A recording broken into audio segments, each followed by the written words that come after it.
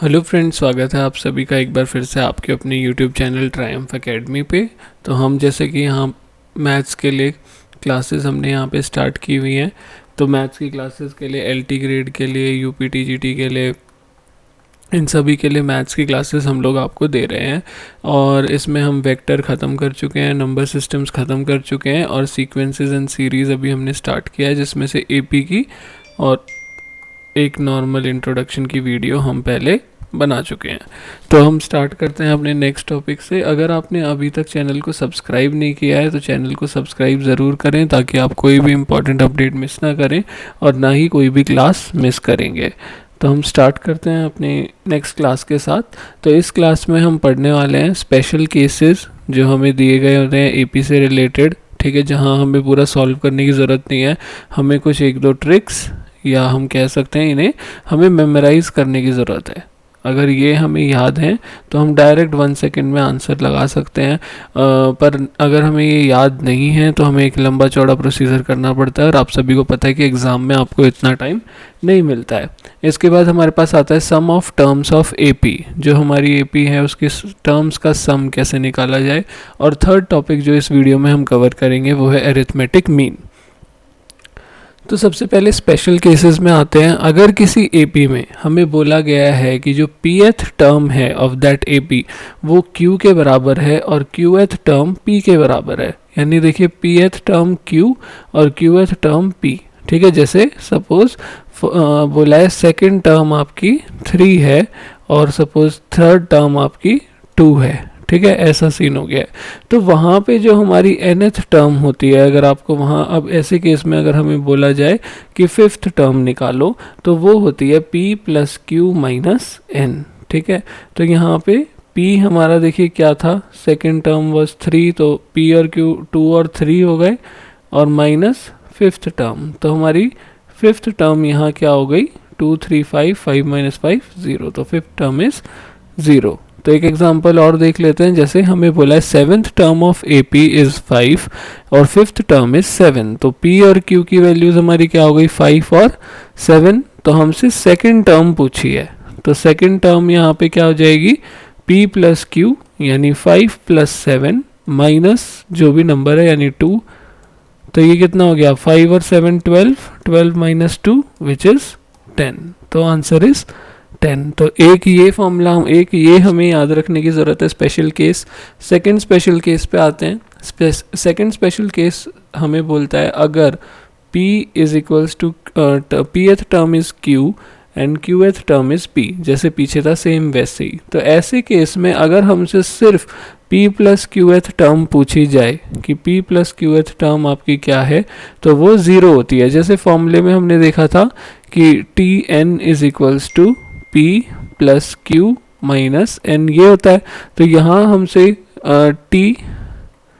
p plus Q पूछा गया है, तो वो क्या होगा p plus Q minus n की जगह क्या है p प्लस क्यू, तो p प्लस क्यू से p plus Q cancel out हो जाएगा और रिजल्टेंट हमारे पास 0 आएगा।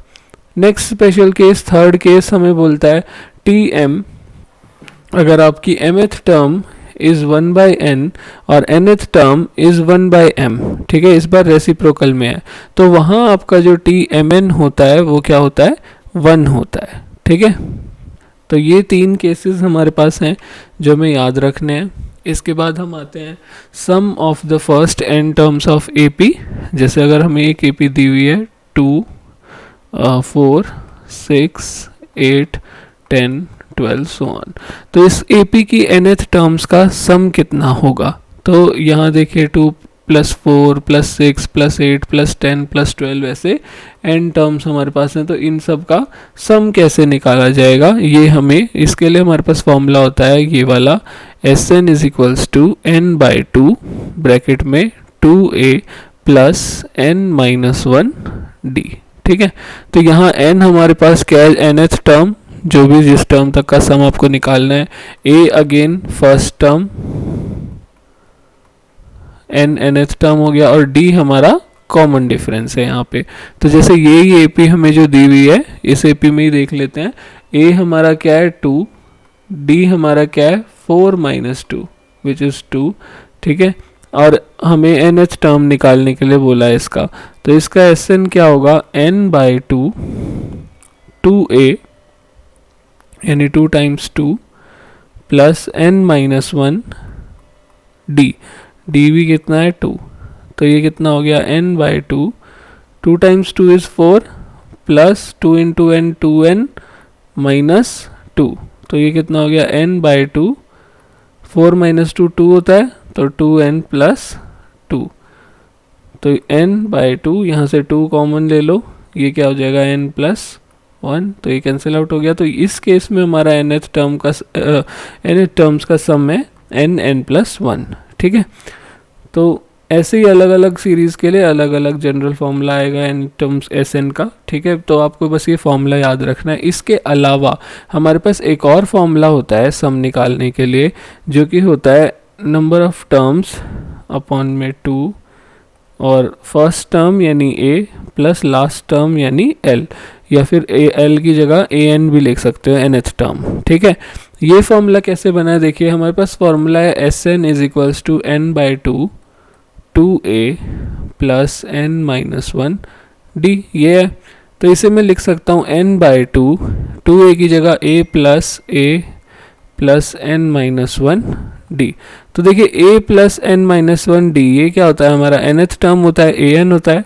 तो फॉर्मूला क्या हो गया n/2 a प्लस an, यानी first term last term multiplied by number of terms divided by 2। ठीक है, अब आते हैं एरिथमेटिक मीन पे। तो एरिथमेटिक मीन बोलता है अगर 3 terms are in AP, 3 terms AP में है 2 4 6, ठीक है, then the middle term is known as arithmetic mean. तो जो बीच की टर्म होती है उसे हम कहते हैं arithmetic mean.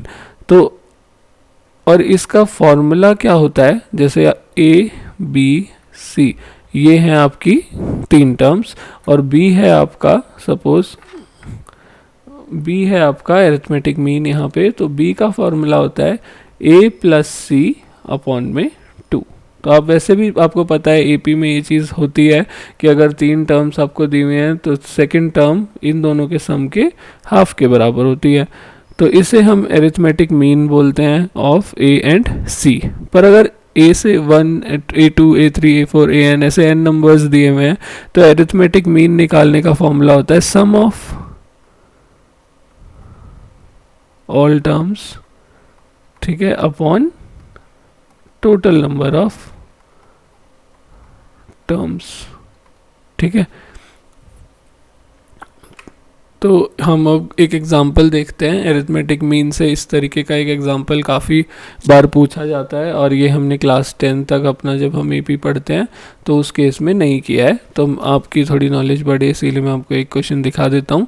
6 arithmetic means are inserted between 1 and 9/2। 1 और 9/2 के बीच में बोला गया है कि 6 एरिथमेटिक मीन्स आते हैं। तो फोर्थ एरिथमेटिक मीन की वैल्यू क्या होगी ये पूछा है। कई बार पूछ लेते हैं कि वो 6 एरिथमेटिक मीन कौन कौन से होंगे, वो बताओ 1 2 3 4 5 6 कि ये क्या क्या हैं। तो इसमें देखिए क्या होगा, फर्स्ट टर्म इज A, फिर 1 2 3 4 5 6 एरिथमेटिक्स मीन्स इनके बीच में और फिर है 9/2।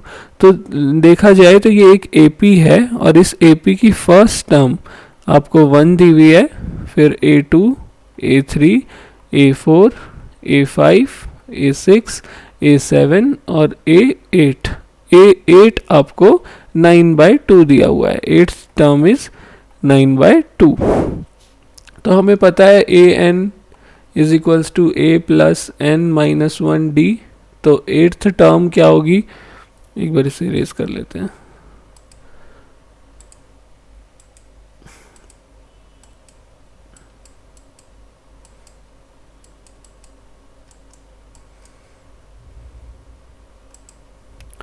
तो A8 की वैल्यू हमारे पास क्या होगी, A प्लस 8-1 D यानी A प्लस 7D। तो A प्लस 7D की वैल्यू कितनी है, 9/2, जिसमें से A कितना है 1, तो 1 प्लस 7D इज 9/2।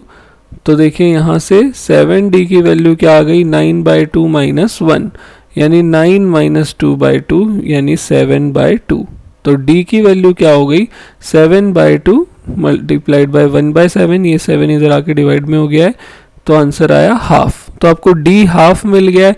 तो अब आप बाकी के जो एरिथमेटिक मीन्स हैं उनकी वैल्यू निकाल सकते हो। 1 प्लस हाफ यानी कि 3/2, फिर हाफ 2, फिर हाफ 5/2, फिर हाफ 3, फिर हाफ 7/2, फिर 4 और फिर हाफ 9/2।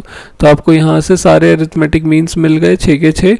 इसमें से फोर्थ अरिथमेटिक मीन पूछा था, यानी 1 2 3 4 ये वाला। तो फोर्थ अरिथमेटिक मीन की वैल्यू क्या है, 3 है हमारे पास।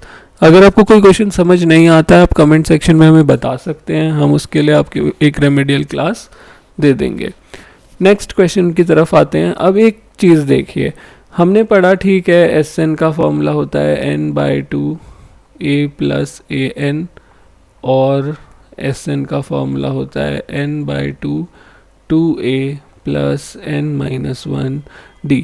जब इस तरीके के क्वेश्चंस हमें दिए होते हैं तो हम वहाँ पे ये फॉर्मूला अप्लाई करके फिर चीज़ें निकालने की कोशिश करने लग जाते हैं, तो वो हमारे लिए बहुत टाइम कंज्यूमिंग होता है। और सपोज़ यहाँ अब आप इसको कंपेयर करोगे इस वाली चीज़ को पूरे इससे, और फिर सोचोगे तो हो नहीं रहा है। तो इन केसेस में सबसे इजी तरीका जो हमारे पास होता है वो ये होता है कि जब आपको एस एन का फॉर्मूला दिया हुआ है 5n² माइनस 3n, तो सबसे पहले आप S1 निकालोगे, यानी सम ऑफ वन टर्म। तो वो क्या हो गया, 5 into 1² minus 3 into 1 which is 5 minus 3 यानी कि 2। ठीक है, तो 2 आ गया आपका ये। फिर हम निकालेंगे S2, ये क्या है, सम ऑफ टू टर्म्स। तो 5 इंटू 2 का square minus 3 into 2 it is 5 into 4 minus 3 into 2, तो 5 4 ज़ा 20 माइनस 6, तो ये कितना हो गया 14। तो अब एक चीज़ देखिए, सम ऑफ टू टर्म्स क्या होता है, first term plus second term, और सम ऑफ वन टर्म क्या होता है आपका फर्स्ट टर्म। तो सम ऑफ टू टर्म्स जो हमारे पास यहाँ है 14, उसे मैं लिखूंगा फर्स्ट टर्म यानी sum of one term which is 2 plus a2। तो a2 की वैल्यू यहाँ से क्या आ जाएगी, 14 माइनस 2 जो कि है 12। ठीक है, तो अब आपको फर्स्ट टर्म पता है कितनी थी, 2 थी। सेकंड टर्म पता है कितनी है, 12। तो आपको d भी पता लग जाएगा, a2 माइनस a1, 12 माइनस 2 10। ठीक है, तो pth टर्म का फॉर्मूला आपसे पूछा था, तो a p क्या होगा, a plus p minus 1 d। तो a पता है 2 प्लस p माइनस 1, d पता है 10, तो ये क्या हो गया 2 प्लस 10p माइनस 10, तो ये हो गया ये हो गया 10p माइनस का 8।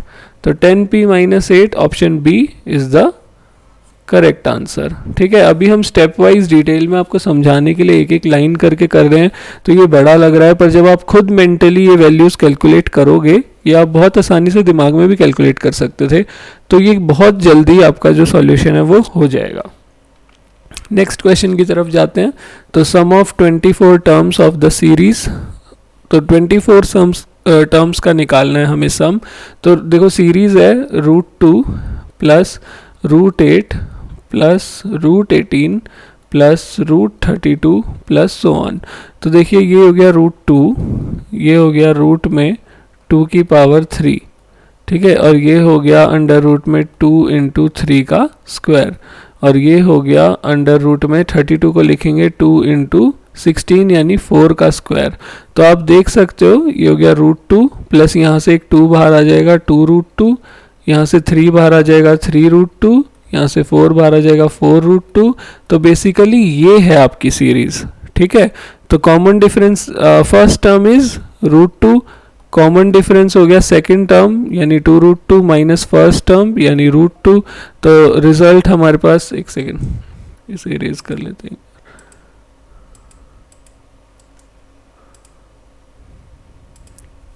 तो रिजल्ट हमारे पास क्या आया, 2√2 माइनस √2 यानी √2। तो d की वैल्यू भी √2। तो सम ऑफ 24 टर्म्स बोला है, यानी S24। तो एक चीज़ देखो, जो AP हमारी चल रही है वो है 1√2, 2√2, 3√2, 4√2। तो हमें पता है कि 24th टर्म जो यहाँ है वो क्या होगी, 24√2। तो या तो एक फॉर्मूला सीधा ये हो गया n/2 a plus last term वाला, तो यहाँ n 24 टर्म्स है तो 24/2। फर्स्ट टर्म क्या है √2 और लास्ट टर्म क्या है 24√2। तो ये कितना हो गया 24/2 यानी 12, और 24√2 प्लस √2 हो गया 25√2।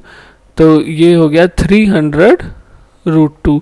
तो यहाँ इससे ये जल्दी निकल जाएगा। दूसरा तरीका हमारा वही है, Sn is n/2 2a plus n-1d। तो S24 हो जाएगा 24/2 2 टाइम्स a यानी 2 टाइम्स √2 प्लस n-1 यानी 24 - 1 विच इज़ 23d। d कितना था √2। तो ये भी हो गया 12 मल्टीप्लाइड बाय 23 प्लस 2 25√2। तो ये भी हो गया 300√2। तो आंसर यहाँ हमारा क्या आ जाएगा, ऑप्शन डी विच इज़ 300√2। तो आज की वीडियो में इतना ही फ्रेंड्स, मिलते हैं अपनी अगली वीडियो में। अगर आपको हमारी वीडियोस पसंद आती हैं तो वीडियोस को लाइक करें, शेयर करें और चैनल को सब्सक्राइब ज़रूर करें, क्योंकि हम सारा सिलेबस यहाँ पे LT ग्रेड का जल्दी ही ख़त्म कराने वाले हैं। और AP लगभग हमारी ख़त्म हो गई है, कुछ इंपॉर्टेंट क्वेश्चंस और 1-2 टॉपिक बचे हैं, फिर हम GP और HP भी कवर कर लेंगे और उसके बाद नेक्स्ट टॉपिक स्टार्ट करने वाले हैं। अगर आप सब्सक्राइब करते हैं, आपका एक सब्सक्रिप्शन भी हमें मोटिवेट करता है कि हम और ऐसी वीडियोज़ आपके लिए लाते रहें। जितने बड़ी हमारे पास ऑडियंस होगी उतना ही जल्दी फिर हम लोग काम करेंगे, क्योंकि उतना ही ज़्यादा मोटिवेशन हमें आप लोगों से मिलेगा। तो आज की वीडियो में इतना ही फ्रेंड्स, मिलते हैं अपनी नेक्स्ट वीडियो में नेक्स्ट टॉपिक के साथ।